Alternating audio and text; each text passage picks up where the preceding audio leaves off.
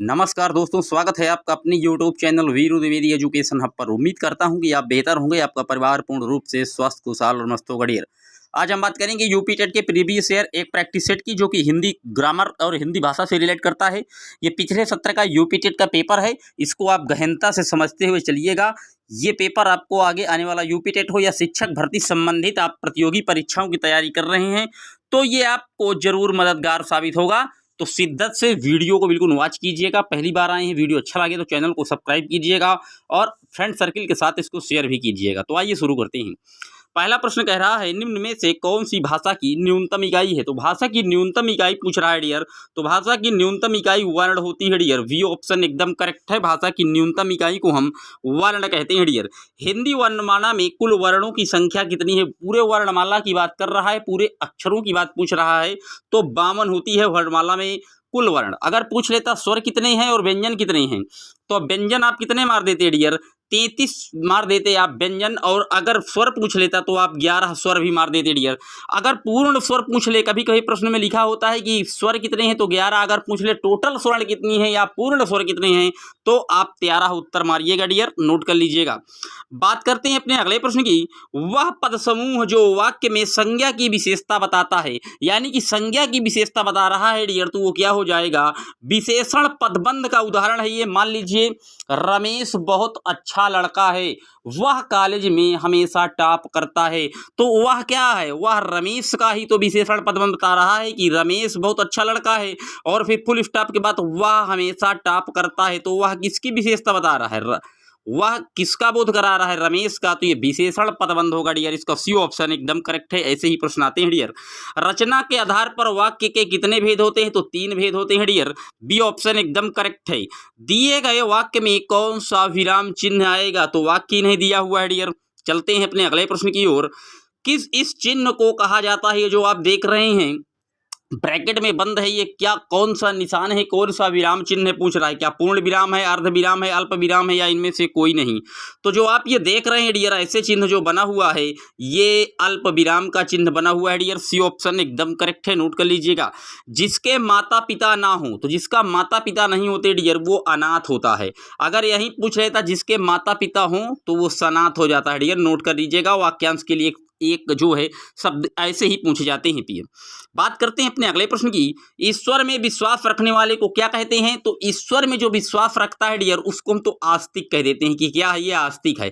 अगर प्रश्न में पूछ ले ईश्वर में विश्वास ना रखने वाले को तो नास्तिक कहा जाता है डियर, नोट करिएगा। बी ऑप्शन एकदम करेक्ट है। उदार से भाववाचक संज्ञा बनाना है, तो भाव जिसमें गुण का प्रदर्शन होता है वही भाव कहलाते हैं। जैसे मुझसे खाया नहीं जा रहा है, मुझसे चला नहीं जा रहा है, मुझसे पढ़ा नहीं जा रहा है, मुझसे उठा नहीं जा रहा है, ये सब क्या, ये सब भाववाचक के उदाहरण है डियर। और अगर उदार से भाववाचक बनाना हो तो उदारता कर दीजिए। उदारता ये भाव का बोधक है और यही इसका करेक्ट ऑप्शन हो जाएगा, ए ऑप्शन। इनमें से किस शब्द का प्रयोग सदैव बहुवचन में होता है? क्या कायर का, वीर का, दर्शन का, शाखा का? तो कुछ चीजें हैं डियर जो हमेशा क्या बहुवचन में आती है, उनमें से एक है दर्शन। अगर इसके अलावा प्रश्न में आपको प्राण दिख जाए, हस्ताक्षर दिख जाए, आंसू दिख जाए, तो ये सारे ही क्या हमेशा बहुवचन में होते हैं। चाहे प्राण दिखे, आंसू दिखे, दर्शन दिखे, हस्ताक्षर दिखे, ये हमेशा जो है बहुवचन में आते हैं। बी ऑप्शन एकदम करेक्ट है, नोट कर लीजिएगा। 12 किस प्रकार का विशेषण है? 12 ऐसे जो गिनती लिखी जाती है किस प्रकार का? तो ये संख्यावाचक है। आप जान ही गए 12 लिखा हुआ है, कोई मतलब नहीं इसको। बात करते हैं अपने अगले प्रश्न की। मोहन फल खाता है, रेखांकित शब्द किस प्रकार का? पद खाता है, रेखांकित पूछ रहा है डियर। रेखांकित तो ये क्रिया कर रहा है मोहन ना। बी ऑप्शन एकदम करेक्ट है। कान खड़े होने का क्या अर्थ है? तो कान खड़े होने का अर्थ होता है सतर्क हो जाना। कान खड़े होना यानी कि सतर्क है ये व्यक्ति, किसी चीज को एकदम गहनता से सुन रहा है, उसी को कह देते हैं क्या, कान खड़े होना, सतर्क होना, ए ऑप्शन। मूर्ख के लिए कौन सा मुहावरा प्रयुक्त नहीं होता? मूर्ख के लिए तो आप कौन सा, काट का उल्लू, औंधी खोपड़ी का, आंख का तारा, या अक्ल का दुश्मन? तो जो मुहावरा प्रयुक्त नहीं होगा मूर्ख के लिए वो होता है आंख का तारा, क्योंकि आंख का तारा उसे कहते हैं जो सबसे प्रिय हो प्रिय हो आपके लिए उसे आंख का तारा कहते हैं। काट का उल्लू भी मूर्ख को कहा जाता है, औंधी खोपड़ी भी मूर्ख को कहा जाता है और अकल का दुश्मन भी तो मूर्ख को कहा जाता है, इसलिए डी ऑप्शन एकदम करेक्ट है। इत्यादि का सही संधि विच्छेद बताइए, तो इत्यादि का होगा इति प्लस आदि, बी ऑप्शन एकदम करेक्ट है। इसमें यण संधि है डियर, इको यण चीज का सूत्र होता है जिसके सूत्र से ये यण संधि का बोध करा रहा है डियर, नोट कर लीजिएगा। बात करते हैं अपने अगले प्रश्न की। महोदार्य का सही संधि विच्छेद बताना है, तो महोदार्य का जो सही संधि विच्छेद होगा डियर वो होगा महा प्लस औदार्य और डबल झंडी लगी हुई है, तो ये वृद्धि संधि का उदाहरण है, ये भी आप नोट कर लीजिएगा।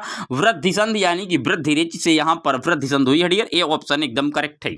राज्यसभा में कौन सा समास है, तो राजा की सभा या राजा की सभा, तो राजा की आ रहा है तो तत्पुरुष है, मतलब सभा किसकी है, राजा की है, तत्पुरुष समास होगा। बात करते हैं अपने अगले प्रश्न की। गजानन में समास बताइए, तो गज है आनन, मतलब आनन किसके समान है, गज के समान है, यानी हाथी के समान है मुंह जिसका, अर्थात भगवान श्री गणेश जी का, इसलिए जब तीसरे पद का बोध हो, अन्य पद जहां पर उल्लेखित मिले तो वहां बहुब्रीहि समास होता है डियर, डी ऑप्शन एकदम करेक्ट है। चिंतामणि किस लेखक की कृति है, तो चिंतामणि डियर जो है आचार्य रामचंद्र शुक्ल की कृति है, चिंतामणि नोट कर लीजिएगा, डी ऑप्शन। इनमें से कौन सी पुस्तक आचार्य रामचंद्र शुक्ल की है, तो आचार्य रामचंद्र शुक्ल की रस मीमांसा आचार्य रामचंद्र शुक्ल के द्वारा लिखी गई है, इसका डी ऑप्शन एकदम करेक्ट है। व्यंजन और स्वर के संयुक्त रूप को क्या कहते हैं, तो व्यंजन और स्वर का जो संयुक्त रूप होता है डियर उसी को हम क्या वाक्य कह देते हैं, डी ऑप्शन एकदम करेक्ट है। निम्न में से दंत वर्ण कौन सा है, यानी कि पूछ रहा है जिसका उच्चारण स्थान दंत से होता है, क्या टा का है, ता का है, चा का या ऊ का। तो अगर टा का पूछे तो मूर्धा होगा, इसका सूत्र है ऋतु रसाणाम मूर्धा। चा का पूछे इच व्यसा नाम तालु, यानी चा तालु से होता है। ऊ का पूछे उपधमानिया नाम ओष्ठो, यानी कि ओठ से होगा। दंत में सिर्फ एक ही बच रहा है ता, ऋतु रसा नाम दंता, और ता ही इसका सही है, सी ऑप्शन एकदम करेक्ट है। लोहा शब्द का विशेषण क्या होगा, तो लोहा से अगर विशेषण बना लेंगे आप तो लोहार ही बनेगा डियर, बी ऑप्शन एकदम करेक्ट है, लोहा से लोहार। घोड़ा बहुत तेज दौड़ता है, इस वाक्य में बहुत क्या है, विशेषण है, प्रविशेषण है, क्रिया विशेषण या सर्वनाम। तो तेज कौन दौड़ रहा है, घोड़ा, और कितना तेज दौड़ रहा है, बहुत तेज दौड़ रहा है, तो बहुत क्या होगा, प्रविशेषण, जो कि विशेषता की विशेषता बताए वही प्रविशेषण होते हैं। और घोड़ा पहले से तेज क्या दौड़ रहा है तो तेज की विशेषता भी बता दी, क्या बहुत तेज दौड़ रहा है, तो प्रविशेषण होगा डियर, बी ऑप्शन एकदम करेक्ट है।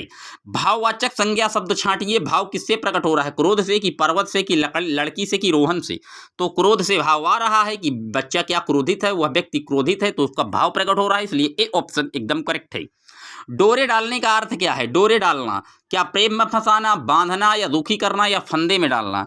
तो कहते नहीं है कि आप अपने कार्य के लिए अपने से उच्च अधिकारी के क्या कर रहे हैं, डोरे डाल रहे हैं डियर। तो डोरे डालने का जो अर्थ होगा प्यार में क्या फंसा रहे हैं आप उसे, ए ऑप्शन एकदम करेक्ट है। चलते हैं अपने अगले प्रश्न की ओर। तलवार की धार पर चलना मुहावरा किस अर्थ में आता है, तो तलवार की धार पर व्यक्ति तभी चलता है, मुहावरा दर्शा रहा है कठिन कार्य को करने में। जब आप कोई बहुत बड़ा काम या बहुत कठिन हार्ड वर्क कर रहे हैं तो उसी को कह देते हैं कि क्या तलवार की धार पर चलने के बराबर है इस कार्य को करना, इसलिए बी ऑप्शन एकदम करेक्ट है। सोहत ओढ़े पीत पट श्याम सलोने गात, मनहु नील मन शैल पर आतप पर्यो प्रभात, कौन सा अलंकार है, यमक है, रूपक है, उत्प्रेक्षा है, श्लेष है। तो मनहु जनहु जहां भी आपको दिख जाए आप उत्प्रेक्षा मार दीजिए, इसका बी ऑप्शन एकदम करेक्ट है। ये मनहु लिखा हुआ है और मनहु से जहां भी मनु जनु दिखे उत्प्रेक्षा अलंकार एकदम करेक्ट होता है, बी ऑप्शन एकदम करेक्ट है डियर। नदियां जिनकी यश धारा से बहती हैं अब भी निस्वासर में कौन सा अलंकार है, तो यहाँ पर क्या नदियां जिनकी यशधार अब भी बहती निस्से, ये उपमा दे रहा है डियर, डी ऑप्शन एकदम करेक्ट है, नोट कर लीजिएगा। भाषा की सबसे छोटी इकाई ध्वनि है, इस ध्वनि को क्या कहते हैं, तो ध्वनि को हम वर्ण कह देते हैं डियर, सी ऑप्शन एकदम करेक्ट है। प्रयत्न के आधार पर ला किस प्रकार की ध्वनि है, तो ला जो आपको पता है क्या, ये पार्श्विक व्यंजन है। अगर रा पूछ लेता तो ये प्रकंपित है, डा और ढा जो है ये उत्क्षिप्त या द्विगुण व्यंजन होते हैं, और संघर्ष व्यंजन शाखा साहा होता है। चारों ऑप्शन उम्मीद है क्लियर हुए होंगे। आइए चलते हैं अपने अगले प्रश्न की ओर। पांचों उंगली घी में होने का क्या अर्थ है, तो पांचों उंगली जब घी में है तो अत्यधिक लाभ होना, लाभ ही लाभ, पौबारा होना यानी कि अत्यधिक लाभ होना, सी ऑप्शन एकदम करेक्ट है। पत्थर की लकीर होने का क्या तात्पर्य है, तो पत्थर की लकीर यानी कि क्या, कठोर होना, मिट जाना, कठिन होना, अमिट होना। तो पत्थर पे जब आप कोई लकीर खींच देते हैं तो वो अमिट होती है, यानी कि व्यक्ति क्या है, अमिट है, पत्थर की लकीर है ये, अमिट छोना, छाप छोड़ देना, डी ऑप्शन एकदम करेक्ट है। बीदी विभावरी जागरी अंबर पनघट में डुबो रही, तारा घट उषा नागरी में कौन सा अलंकार है? तो डियर यहाँ पर जो आप देख रहे हैं ये रूपक अलंकार का उदाहरण है, सी ऑप्शन एकदम करेक्ट है। नोट कर लीजिएगा। बात करते हैं अपने अगले प्रश्न की। बाधा था विधु को किसने, इन काली जंजीरों से मणि वाले फड़ियों का मुख क्यों भरा हुआ है हीरों से? तो यहाँ पर डियर क्या ये विरोधाभास दिखा रहा है, डी ऑप्शन एकदम करेक्ट है। अगर पूछ ले स्पष्टीकरण विधि का उदाहरण क्या है, तो विलोम द्वारा, अंतरकथा द्वारा या संधि विच्छेद द्वारा तथा ए और सी दोनों द्वारा। तो जो स्पष्टीकरण का विलोम होगा डियर ये विलोम द्वारा भी होगा और संधि विच्छेद द्वारा भी होगा। इसका डी ऑप्शन एकदम करेक्ट है डियर। सभी विधियां असफल होने पर इस विधि का प्रयोग करना चाहिए। तो जब सभी विधियां असफल हो जाएं तो स्पष्टीकरण विधि का प्रयोग कीजिए। इसी विधि से बालक जो है सही तरीके से उस चीज को, इस कॉन्सेप्ट को अपने माइंड में फिट करके सीख लेगा डियर। सी ऑप्शन एकदम करेक्ट है। श्यामल किस शब्द का तद्भव, श्यामल किस तद्भव शब्द का तत्सम है? तो श्यामल जो है ये सांवला का होगा डियर। ए ऑप्शन एकदम करेक्ट है।